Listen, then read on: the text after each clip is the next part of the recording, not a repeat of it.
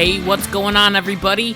It's Kyle Dockery with the Dockery Docket. We are here with our very 37th episode of the Dockery Docket. I'm excited to be here, and I hope that you are excited to be here as well. So, I understand that this episode was supposed to be the series finale of the Mob War series, but as we all know, news is constantly changing, and so I decided to mix it up a little bit, and so I think it would just be best to move on and talk about something else that is going on in our society right now. Something more relaxed, something more exciting, and even a challenge for you at the very end, if you are willing to accept it. And I know I'm not your dad, so I can't make you do anything, but I think it'll be a fun challenge, so make sure to stay tuned to the very end of this video to hear about the challenge that I'm going to be giving out to all of you. So if you watched last week's episode, which I really hope that you do check it out, there will be a link at the end of this video for it, I told you all then that I was on vacation all of last week, and it was really great to get away from all the crazy politics that continues to plague our society. It was interesting as I was in just a little town called Wellston, Michigan, and you have so much fun with your family and friends that you forget that there is a whole big pandemic that's plaguing the entire country, and that there are riots that are plaguing democratic cities all over the United States. All these things, when I was up there, didn't matter. There were more important things to worry about, like, where are we going to go out to lunch today? What are we going to do tomorrow? Are we going to go golfing? You know, all the fun stuff. That was what we worried about more than anything else. This is why I think it is very important to maybe take a little break from politics sometimes, because you can cancel sports, you can cancel school, but politics never stops. And this is why you have to get away from it on your own. It is truly amazing how you will feel after you take a break. It feels like a whole weight has been lifted off your shoulders, so I encourage you to go do that. Moving on, another thing that I discovered on my great adventure in the wilderness was that there were many Donald Trump signs everywhere. I started counting, but I lost count on the very first day, which is absolutely incredible. This was very interesting to me as I am from a very democratic city, as I live in the vicinity of Flint, Michigan. I live in a little town outside of Flint, Michigan, which is still very democratic, just like Flint is. And in Flint, where I spend most of my time, because I went to college there, you can't find a Republican there. They are very, very rare. They're almost like Bigfoot. You know, if you find one, you're like, oh my goodness, I can't believe you have the same political beliefs as I do. That's amazing. What's your name? And all that stuff. But once you reach the northern parts of Michigan, it seems that more and more people are supportive of Trump. They wear Trump hats, they wear Trump masks, and they're not afraid to do that. They're not afraid to wear them because they're not afraid of the political backlash that we see in other areas of the country that is happening right now. Along with this, there was a moment when my family and I went to a pizza joint. And of course, we had to sit outside because of COVID.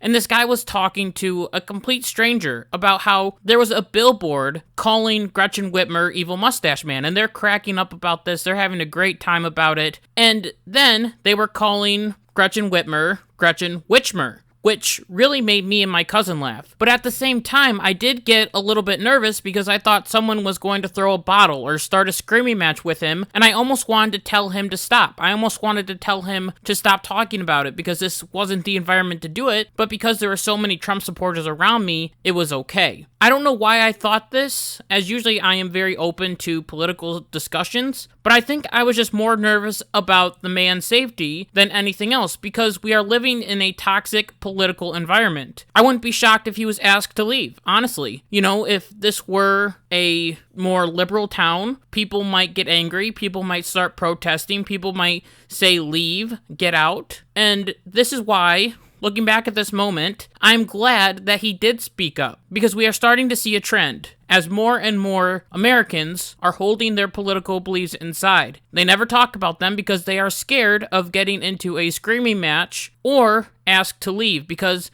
they are racist or something like that. So according to a new CANO survey, it states that nearly 2/3, 62% of Americans say the political climate these days prevents them from saying things they believe because they might find them offensive. This number has risen since 2017 when it was at 58%. This isn't just random people who have these different political beliefs, as it is also based on party lines. Majority of Democrats, 52%, Independents, 59%, and Republicans, 79%, all agree they have political opinions that they are afraid to share. So Republicans feel like they have different opinions on politics that they can't talk about, so they don't talk about them. 77% say that they won't talk about politics because they're so afraid. And so this whole thing makes me wonder why. Why are Republicans so afraid to say what they believe? Is it that the Republican position is so bad and that they can't even express what they believe because it's just so terrible?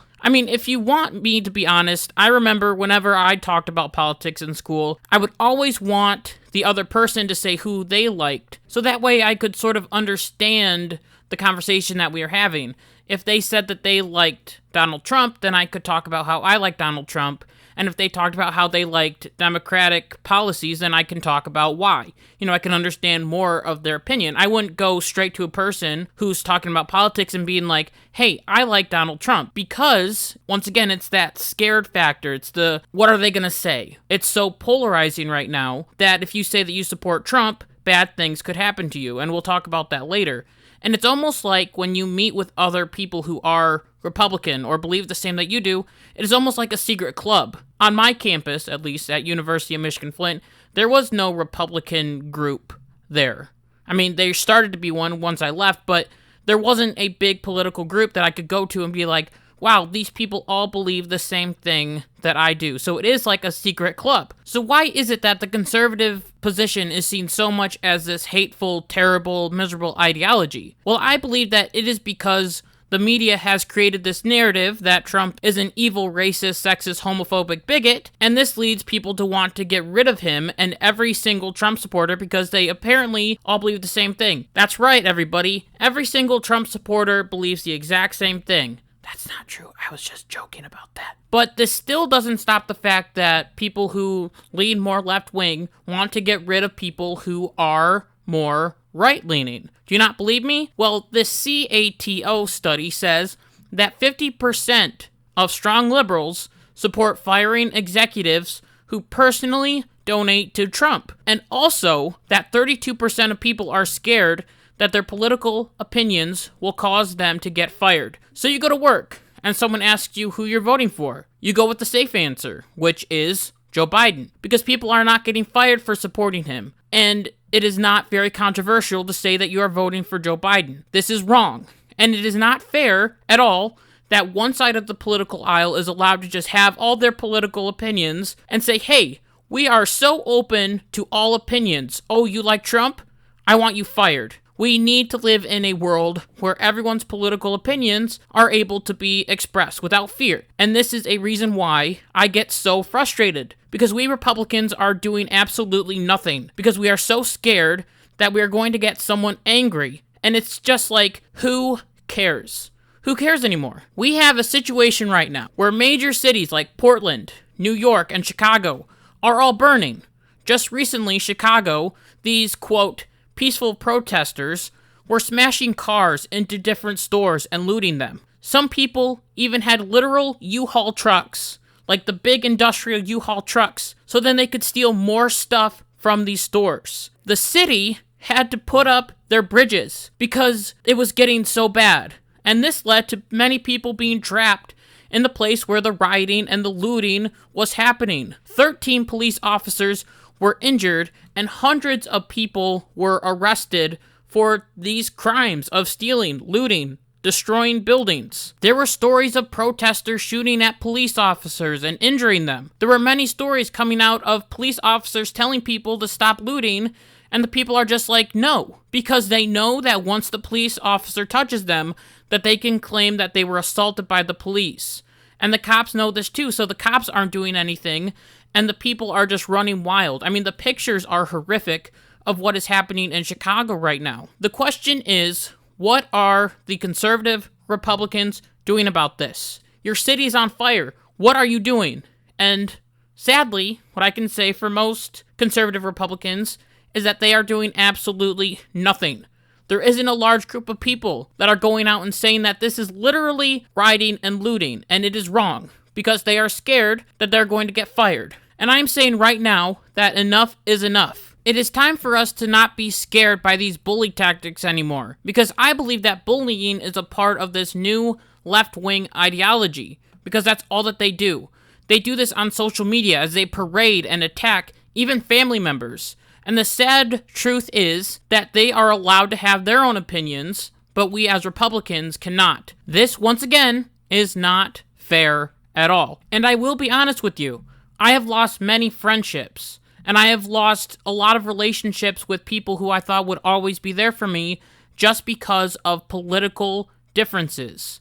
And I just want to make sure to tell everyone and to remind everyone that if someone unfollows you from social media or decides not to be your friend anymore, all because you have different political opinions, then guess what? They aren't real friends. It shows the left's true colors. They hate us, and they will do anything to make us look bad. And so this is why I believe that it is time, folks. I believe that it is time for us to speak out against these people, and it is finally time to speak out for what we believe in. This means that if there is a pro-Trump meme that you find on Facebook, and you think, oh no, I won't post that because my friend might see it and then he might hate me or write mean things about me on Facebook, I say post it. If you have a pro-Trump Pence sticker that you are nervous to put on your car because you're nervous that someone might key your car or wreck your car, I say put it on anyway. If you live in a more liberal neighborhood or in any neighborhood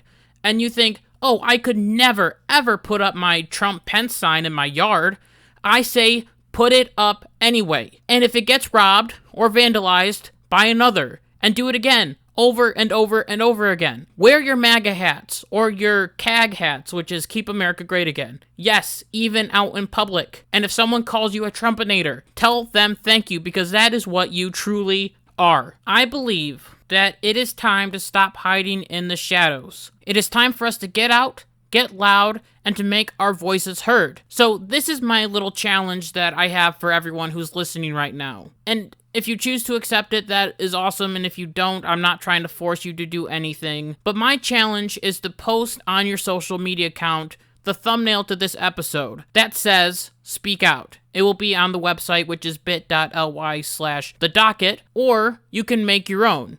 And I want you to write how you are going to speak out for the ideas that you believe in. Also, make sure to use the hashtag #StandUpWithTheDockeryDocket on all social media accounts. I feel that we can start a movement of Republicans that are not afraid to say how they truly feel about the world of politics that we are living in right now. And this has been my goal from the very beginning, is to promote a conservative Republican idea. And that's what I feel like we need to do more and more of. We need to make sure that we're speaking out against this left-wing radicalism and the horrible things that they are promoting. And that's why I think it is so important that you are subscribed to this channel. And I love that you are subscribed, and I love that you like my videos and you leave nice comments, and you also share my videos on social media. And I hope that you will continue to do that. I really hope that this video goes more viral than any other video that I've made, because it is very, very important what we are talking about. Another thing that is very, very important is that we will be back here next Tuesday at noonish for another episode of the Dockery Docket. And don't forget to be like what my mom always says, to be good, to be kind, and to be loving. Goodbye.